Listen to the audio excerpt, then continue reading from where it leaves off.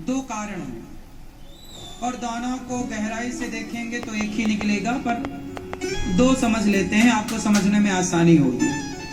घमंड आने का पहला जो सबसे बड़ा कारण है वो ये है कि जो व्यक्ति स्वयं को कर्ता मान लेता है, मैं करता हूं, स्वयं को क्या मानता है? कर्ता, मैं करता हूं। जो स्वयं को कर्ता मान लेगा उसे घमंड आएगा, उसे लगेगा मैं कर रहा हूं। लेकिन जो ये मानता है कि मैं नहीं, सब कुछ भगवान करते हैं, फिर उसे घमंड क्यों आएगा? क्योंकि वो तो ये जान रहा है कि मैं नहीं कर रहा हूं, भगवान मेरे से करवा रहे हैं। तो जो ईश्वर करवा रहे हैं ये मानसिकता रखेगा वो घमंड से बचेगा। तो घमंड इसलिए आता है कि हम स्वयं को कर्ता मान लेते हैं, जबकि कर्ता हम है नहीं। बताओ, आप में से कोई करता है? करते हो तुम कन्हैया, मेरा नाम हो रहा है, मेरा आपकी कृपा से।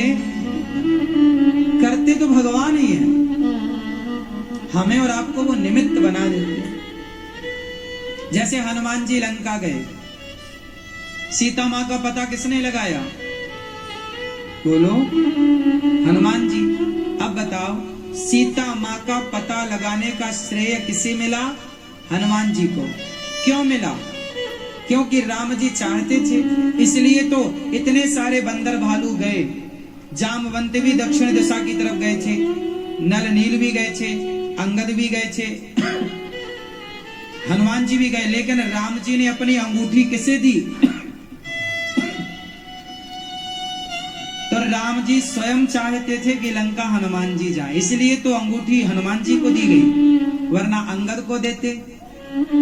राम जी, सीता मां को जो अंगूठी दी गई वो अंगूठी हनुमान जी को किसने दी थी? राम जी ने। तो राम जी स्वयं चाहते थे ना कि हनुमान जी लंका जाएं, वरना अंगूठी किसी और को ना दे देते। इसलिए हनुमान जी लंका गए, ये बड़ी बात नहीं है। राम जी चाहते थे कि हनुमान जी लंका जाएं, ये सब कुछ हनुमान जी को प्राप्त हो, ये राम चाहते थे। इसलिए आप कुछ करते हो ना, आप सफलता पाते हो ना, तो समझ लो कि भगवान चाह रहे हैं कि आप सफल हो जाएं, इसलिए आप सफल हुए। आप ये मत कहना कि जी मैं गया। हनुमान जी ने ये नहीं कहा कि जी मैं लंका गया, नहीं। राम जी अंगूठी किसी और को दे देते ना तो वो चला जाता, नहीं चला जाता। फिर राम जी स्वयं चाहते थे कि हनुमान जी जाए, सीता का पता हनुमान जी लगाए। उसी तरह बिहारी जी खुद चाहते हैं कि गौरी गोपाल आश्रम में सबकी सेवा हो, इसलिए बिहारी जी ने ये दास अनिरुद्ध को ये सेवा की जिम्मेदारी